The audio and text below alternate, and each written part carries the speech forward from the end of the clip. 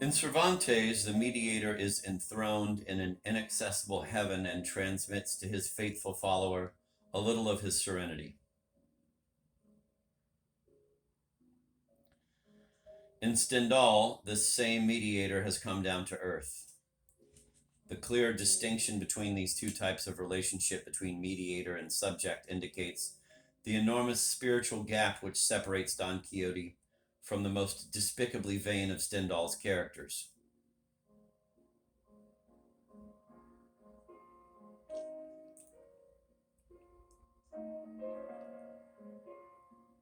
The image of the triangle cannot remain valid for us unless it at once allows this distinction and measures this gap for us.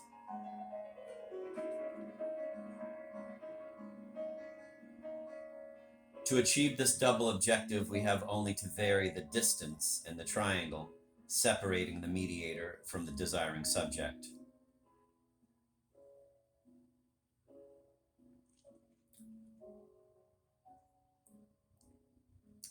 Obviously, this distance is greatest in Cervantes. There can be no contact whatsoever between Don Quixote and his legendary Amadis. Emma Bovary is already closer to her Parisian mediator. Travelers' tales, books, and the press bring the latest fashions of the capital even to Yonville. Emma comes still closer to her mediator when she goes to the ball at the Vaubyessards. She penetrates the holy of holies and gazes at the idol face to face. But this proximity is fleeting. Emma will never be able to desire that which the incarnations of her ideal desire. She will never be able to be their rival. She will never leave for Paris.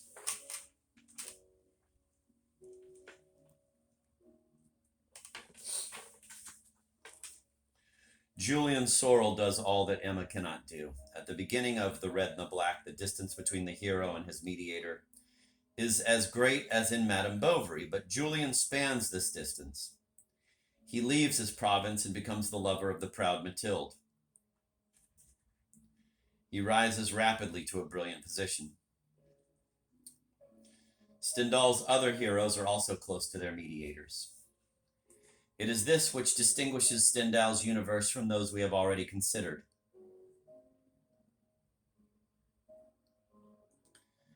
Between Julian and Mathilde, between Renaud and Valenod, between Lucien Louwen and the nobles of Nancy, between Sansfin and the petty squires of Normandy, the distance is always small enough to permit the rivalry of desires.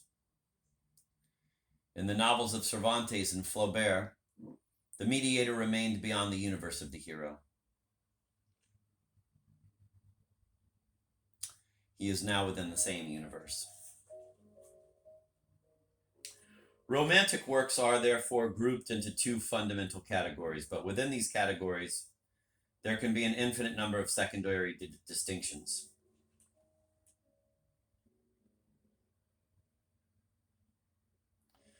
We shall speak of external mediation when the distance is sufficient to eliminate any contact between the two spheres of possibilities, of which the mediator and the subject occupy their respective centers.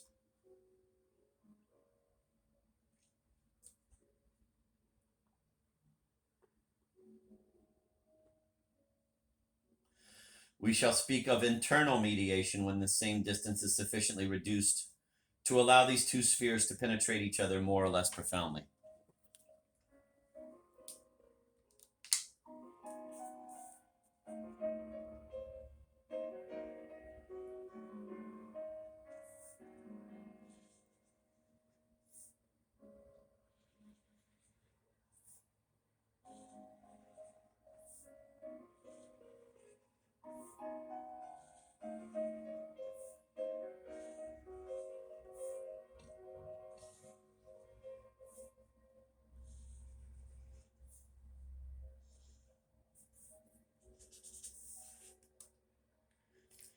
Obviously, it is not physical space that measures the gap between mediator and the desiring subject.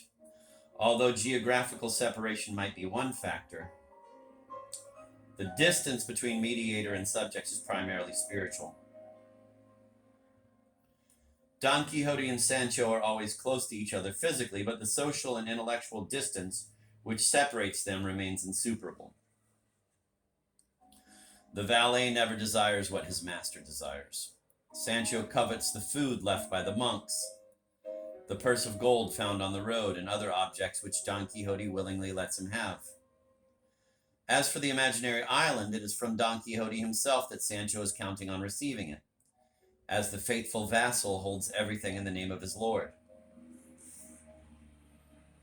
The mediation of Sancho is therefore an external mediation.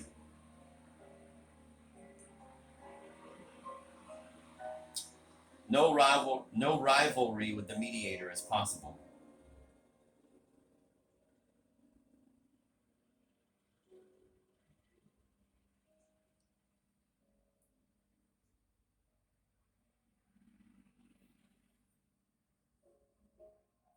The harmony between the two companions is never seriously troubled.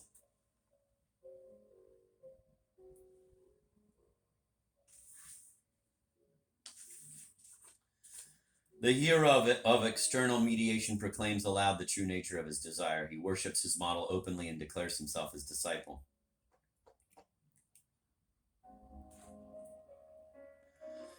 We have seen Don Quixote himself explain to Sancho the privileged part Amadis plays in his life. Madame Bovary and Leon also admit the truth about their desires in their lyric confessions. The parallel between Don Quixote and Madame Bovary has become classic.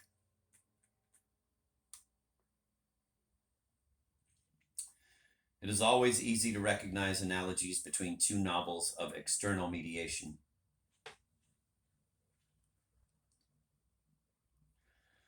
Imitation in Stendhal's work at first seems less absurd, since there is less of that divergence between the worlds of disciple and model which makes a Don Quixote or an Emma Bovary so grotesque.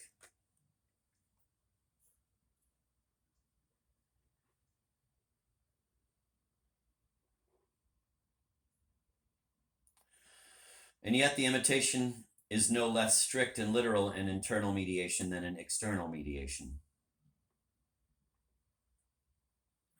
If this seems surprising, it is not only because the imitation refers to a model who is, quote, close, unquote, but also because the hero of internal mediation, far from boasting of his efforts to imitate, carefully hides them.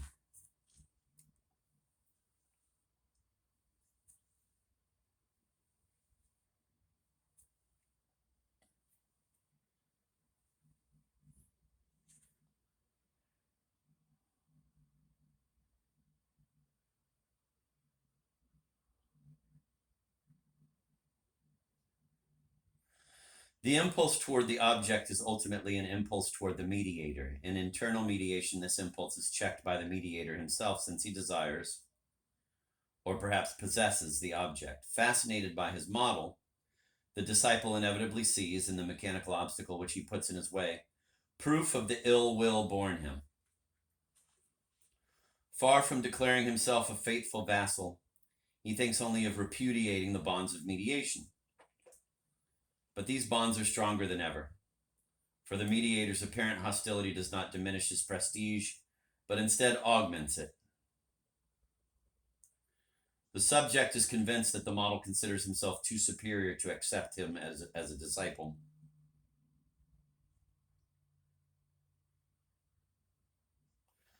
The subject is torn between two opposite feelings toward his model: the most submissive reverence and the most intense malice. This is the passion we call hatred. Only someone who prevents us from satisfying a desire which he himself has inspired in us is truly an object of hatred.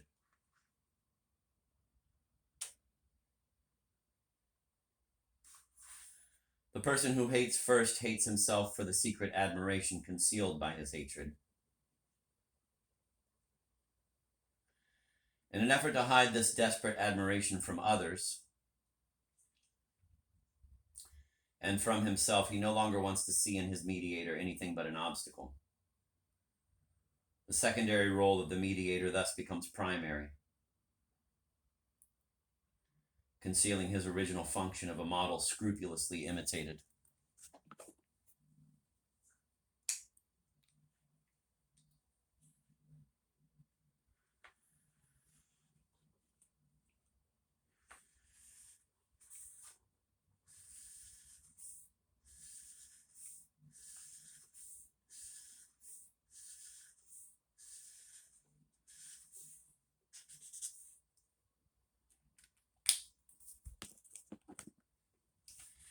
In the quarrel which puts him in opposition to his rival, the subject reverses the logical and chronological order of desires in order to hide his imitation. He asserts that his own desire is prior to that of his rival. According to him, it is the mediator who is responsible for the rivalry.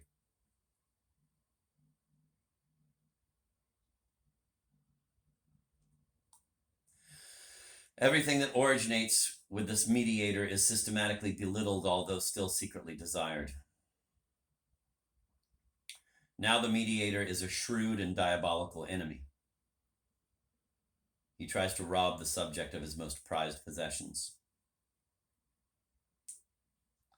He obstinately thwarts his most legitimate ambitions.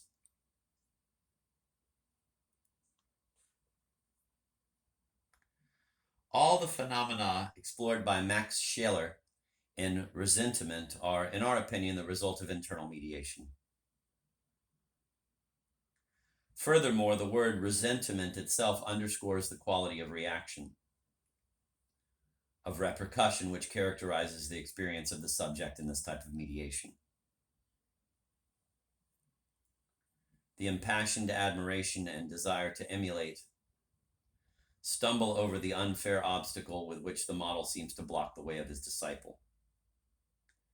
And then these passions recoil on the disciple in the form of impotent hatred, thus causing the sort of psychological self-poisoning so well described by Scheler.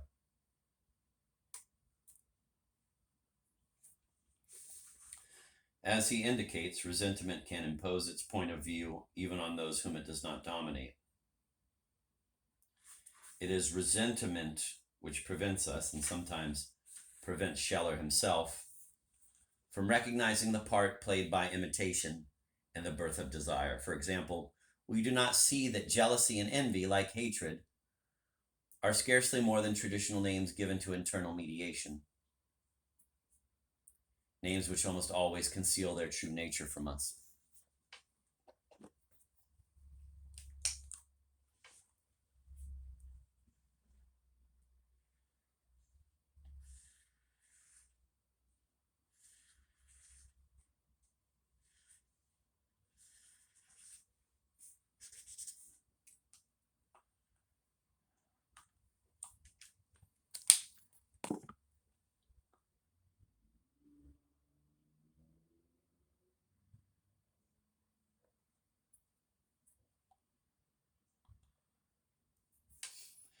Jealousy and envy imply a third presence. Object, subject, and a third person toward whom the jealousy or envy is directed.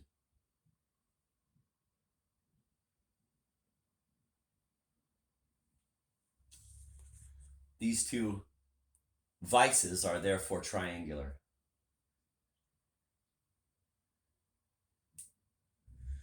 However, we never recognize a model in the person who arouses jealousy because we always take a jealous person's attitude toward the problem of jealousy. Like all victims of internal mediation, the jealous person easily convinces himself that his desire is spontaneous. In other words, that it is deeply rooted in the object and in this object alone. As a result, he always maintains that his desire preceded the intervention of the mediator. He would have us see him as an intruder, a bore, a terzo incommodo who interrupts a delightful tete-a-tete. Jealousy is thus reduced to the irritation we all experience when one of our desires is accidentally thwarted. But true jealousy is infinitely more profound and complex. It always contains an element of fascination with the insolent rival. Furthermore, it is always the same people who suffer from jealousy.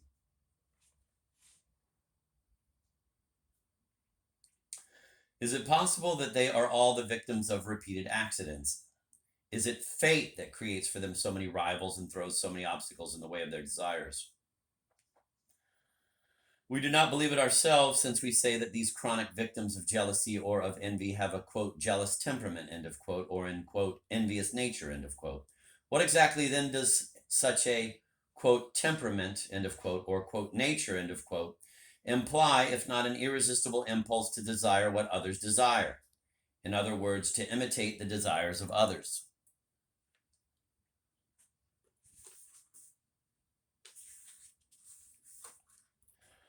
Max Scheler numbers, quote, envy, jealousy, and rivalry, end of quote, among the sources of resentment. He defines envy as, quote, a feeling of impotence which vitiates our attempt to acquire something because it belongs to another, end of quote. He observes, on the other hand, that there would be no envy in the strong sense of the word if the envious person's imagination did not transform into concerted opposition the passive obstacle which the possessor puts in his way by the mere fact of possession.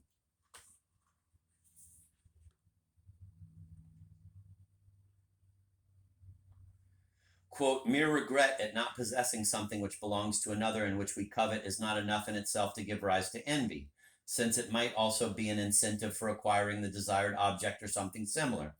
Envy occurs only when our efforts to acquire it fail and we are left with a feeling of impotence, end of quote. The analysis is accurate and complete. It omits neither the envious person's self-deception with regard to the cause of his failure, nor the paralysis that accompanies envy, but these elements remained isolated. Scheler has not really perceived their relationship. On the other hand, everything becomes clear, everything fits into a coherent structure if, in order to explain envy, we abandon the object of rivalry as a starting point and choose instead the rival himself, i.e., the mediator, as both a point of departure for our analysis and its conclusion. Possession is a merely passive obstacle. It is frustrating and seems a deliberate expression of contempt only because the rival is secretly revered. The demigod seems to answer homage with a curse. He seems to render evil for good. The subject would like to think of himself as the victim of an atrocious injustice, but in his anguish he wonders whether perhaps he does not deserve his apparent condemnation. Rivalry, therefore, only aggravates mediation. It increases the mediator's prestige and strengthens the bond which links the object to his mediator by forcing him to affirm openly his right or desire of possession. Thus, the subject is less capable than ever of giving up the inaccessible object.